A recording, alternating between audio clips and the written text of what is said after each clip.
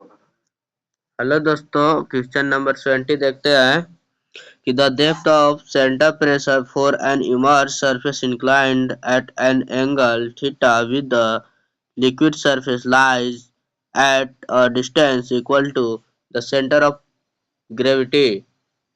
इसमें centre of pressure पूछ रहा है कि कितना नीचे होगा ना। तो इस सेंटर ऑफ प्रेशर का फॉर्मूला क्या होता है, तो देखते हैं। Cp centre of pressure equal to x bar plus Ig बटे ए एक्स बार। ये तो नॉर्मली वर्टिकल के लिए होता है, लेकिन अगर इंक्लाइन सरफेस से बने थीटा डिग्री वाटर से, तो उसको क्या होता है, साइन स्क्वायर थीटा लग जाता है। ठीक है, फॉर्मूला ये सब याद करने का चीज है। अप्रूव तो यूनिवर्सिटी सब में सिखाया जाएगा ही। अब चलते हैं कि इसका ऑप्शन कौन सा होगा। ए, ऑप्शन नंबर ए होगा ना। 71 देखते हैं। vertical triangle area of altitude h has one side in free surface of liquid is vertex downward the depth of center pressure। इसमें बोलता है कि फ्री सरफेस से जो ट्रेंगल है इस टाइप में बन रहा है, फ्री सरफेस ना ट्रेंगल, तो इसका जो सेंटर ऑफ प्रेशर कहाँ पे लाई करेगा, तो सेंटर ऑफ प्रेशर का भी तो फॉर्मूला पढ़े थे, एक्स बार प्लस आई जी बटे ए एक्स बार। तो इस फार्मूला पे अगर हम बैठाते हैं ट्रेंगल का एरिया, तो एक्स बार इसका कहाँ पे लाई करेगा, ऊपर से h/3 प्लस इनर्शिया क्या होगा ग्रेविटी के सेंटर ऑफ ग्रेविटी के अनुसार। तो ट्रेंगल का क्या होता है,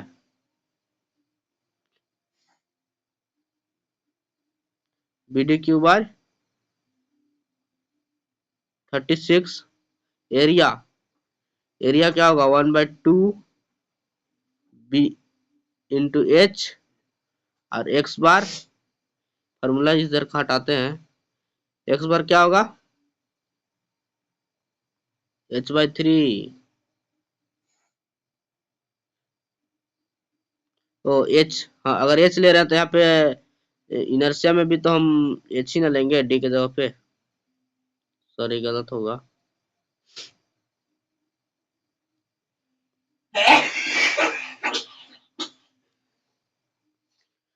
अब इसको सॉल्व करते हैं। 2 से 12 या 2 से 18 और 3 से 6 बार में, और 2h से खत्म और b से b खत्म। तो यहाँ बचता है कम, क्या बचता है, h/3 प्लस h/6। अब इसको सॉल्व करते हैं ना।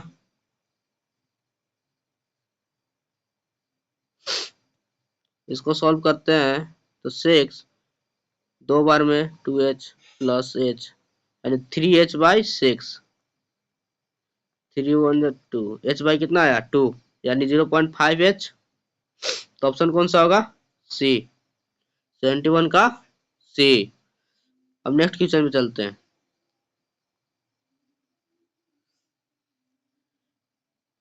72 the centre of pressure of plane submerged surface should always be below the centroid of surface।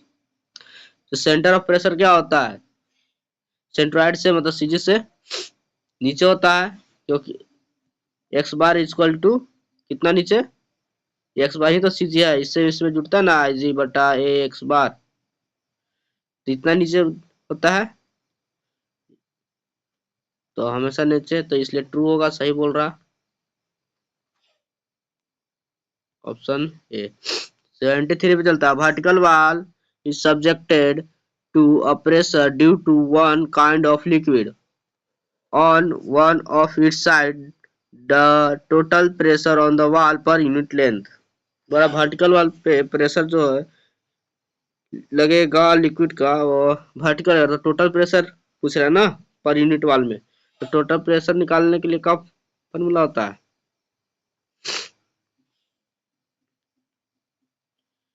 Total pressure row ji A x bar.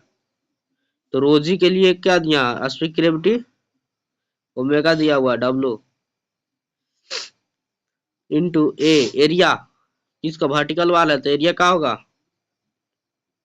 B into H, लेकिन यूनिट लेंथ के लिए बोल रहा है तो यहाँ क्या हो जाएगा? बी की जगह पे 1, बी की जगह पे 1। और एक्स बार कितना होगा? h/2 पे ना, सी जी सेंट्रॉइड। तो क्या हो जाएगा? WH² बाई 2, ऑप्शन नंबर सी।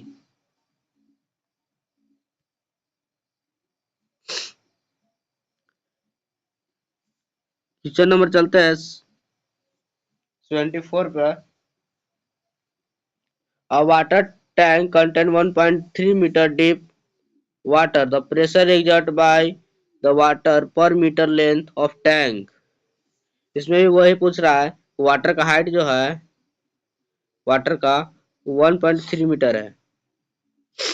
तो इसमें प्रेशर कितना होगा इस साइड पे? टोटल प्रेशर इसमें फिर वही निकालेंगे जैसे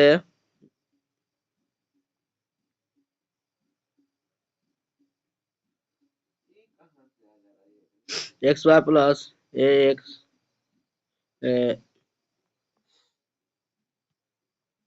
आई जी। ये तो सेंटर प्रेशर का फॉर्मूला है।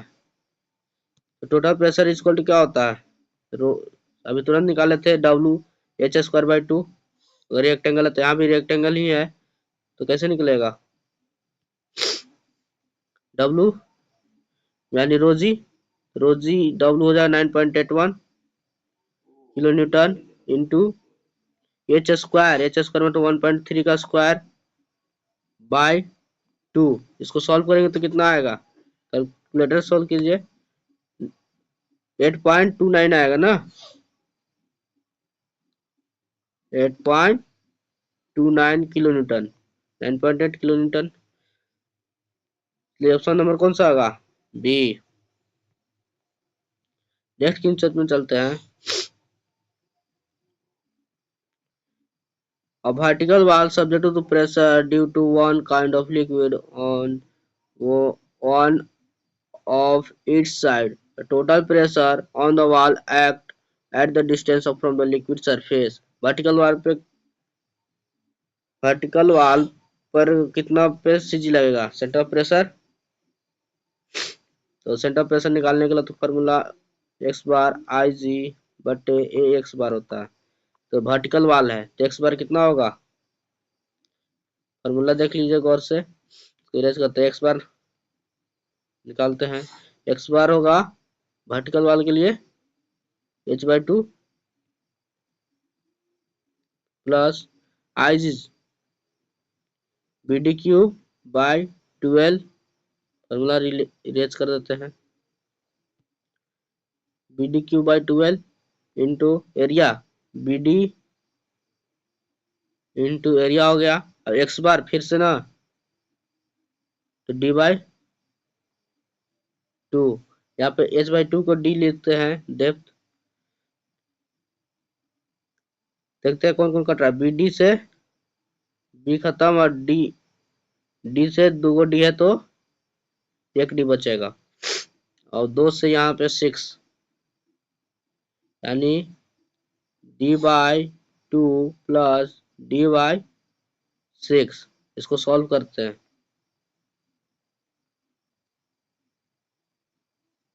D/2 प्लस D/6 को तो कितना आएगा? 6 2 3 जा 6 6 यानी 4D/6। 2/3 3D 2/3 है ऑप्शन में सी नंबर। 2h/3 है ना, डी के जगह पे h height option number C है ना। अब क्वेश्चन नंबर 76 करते हैं। When a vertical wall is subjected to pressure due to liquid on both sides, the resultant pressure is the of two pressure. अगर एक वर्टिकल वाल है तो इसका रिजल्टेंट प्रेशर निकलेगा, इधर भी पानी है और इधर भी पानी है, तो इसका डिफरेंस ही होगा ना। इधर इधर का फोर्स है, इधर का फोर्स को क्या करेंगे, डिफरेंस मतलब घटाएंगे, जिधर ज्यादा लग रहा है उसमें से, तो क्या निकलेगा, अलजेब्रिक मीन नहीं होगा डिफरेंस, तो यानी option number B.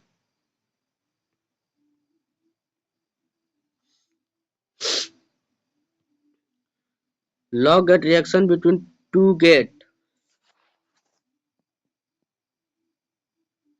in log gate in reaction between two gate, तो टू गेट पर रिएक्शन क्या होगा, P by two sine alpha. P क्या है, resultant pressure of log gate. अब ये incline gate of normal to the side of log, इसका option number C. 79 के, the water pressure per metre length on a vertical masonry wall of dam, तो SM question पूछ दिया, अब तुरंत solve किए थे, WH² बाई 2।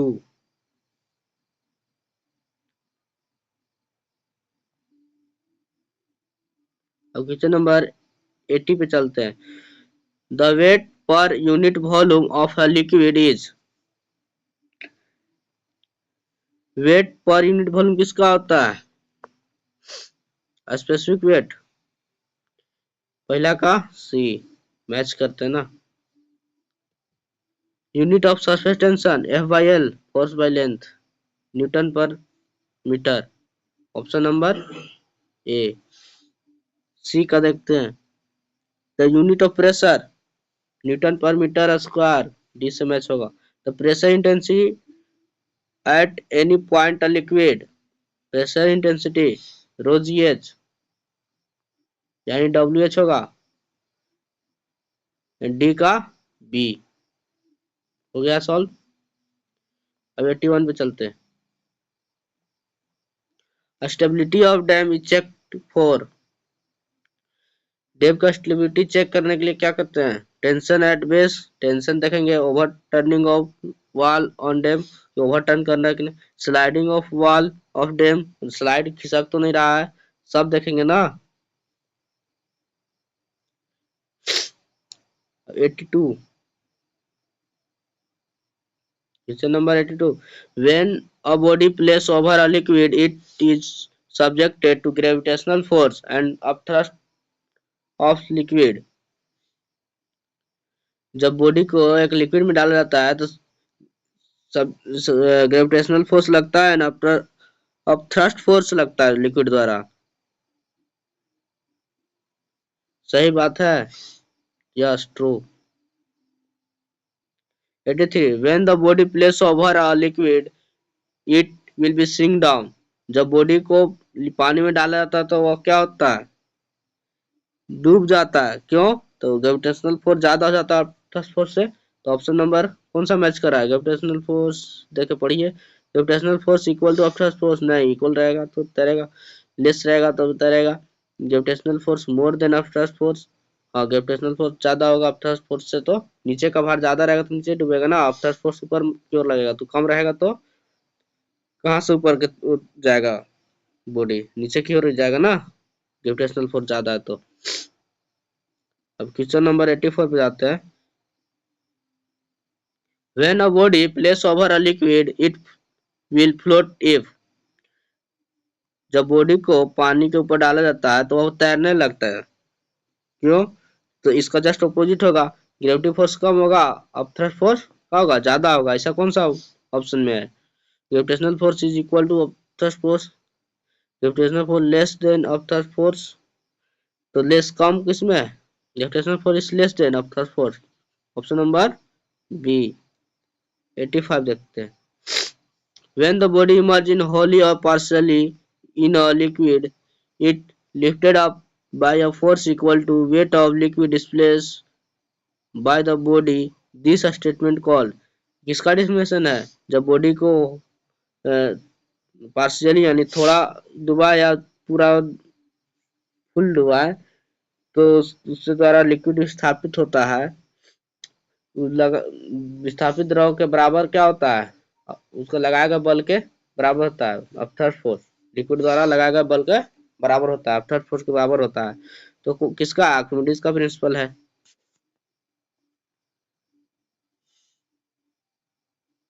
अंशतः या पूर्णतः डुबाया जाए तो उसको विस्थापित किए गए द्रव के उसके लगाए गए द्रव के फोर्स के बराबर होता है ना। The tendency of liquid to uplift submerge body. किस लिक्विड का टेंडेंसी जो है वो अपलिफ्ट कर ऊपर की ओर लगाने का है ना, सबमर्ज बॉडी, इन सबमर्ज बॉडी का, बिकॉज ऑफ थ्रस्ट फोर्स। ये सही बोल रहा है। इसको क्या बाउंसी बोलते हैं? सही बात है। आप थ्रस्ट फोर्स को क्या बोलते हैं? बाउंसी। बाउंसी फोर्स ही तो फोर्स बोलते हैं। तो लिक्विड का क्या टेंडेंसी होता है? किसी भी वस्तु के डालोगे तो थ्रस्ट फोर्स लगेगा ही, क्या थोड़ा या ज्यादा। उस टेंडेंसी को क्या बोलते हैं? बाउंसी फोर्स बोलते हैं। चलिए 87 क्वेश्चन अगले नेक्स्ट लेक्चर में करेंगे।